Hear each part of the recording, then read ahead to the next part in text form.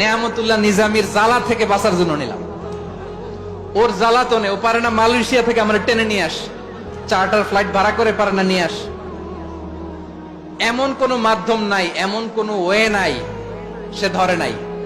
আর তার কাছে আমার কাছে তার দাবিও আছে, কারণ এর আগে 2-3 বার আসার কথা ছিল, কয়েকবার এসে এসে ফিরে গেছি, অনুমতি হয় নাই। এখন দাবার গুটি পাল্টে গেছে,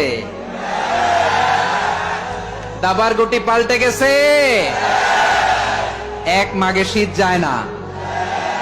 তো এটা ওয়ার্ম আপ প্রোগ্রাম, এটা ওয়ার্ম আপ উদ্বোধনী প্রোগ্রাম, বিভাগীয় প্রোগ্রাম আমার জানুয়ারি থেকে শুরু।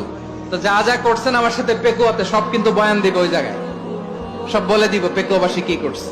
আমি তো ভাবছি পেকুয়ার জেন জি, জেনারেশন জি আমাকে এমন ভাবে রিসিভ করবে, আমার কোনো ব্যাগ পেতে হবে না, কষ্ট পেতে হবে না। আমাকে স্মার্টলি তারা স্টেজে রিসিভ করবে, স্মার্টলি তারা সেফ এন্ট্রি সেফ এক্সিট দিবে।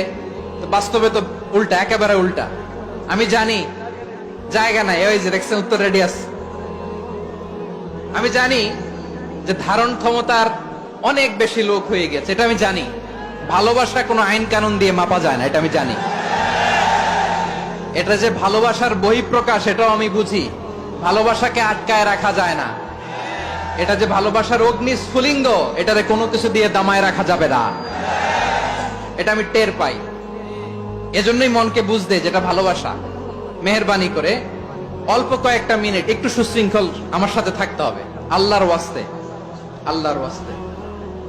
প্রিয় ভাইরা, তাহলে আমরা ঐক্যবদ্ধ জীবন যাপন করতে চাই, ঠিক কিনা বলেন?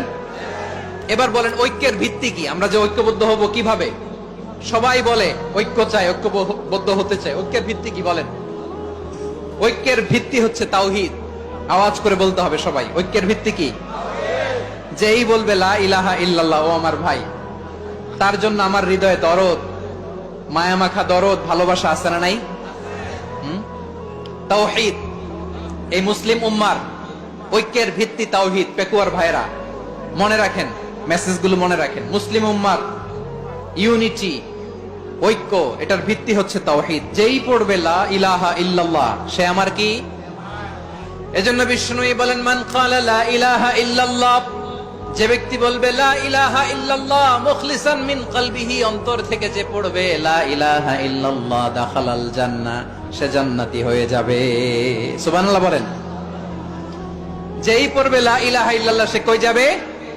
জান্নাতি হয়ে যাবে। এখন আমার সব ভাই যারাই লা ইলাহা পড়ছে জান্নাতে যাক, চাই কি চাই না? নাকি আপনি শুধু একাই জান্নাতে যেতে চান? একাই যেতে চান? জান্নাতে একা আমি যাব না তো ভাই, তোমাকেও জান্নাতে দলে নিতে চাই। সবাই বলেন জান্নাতে একা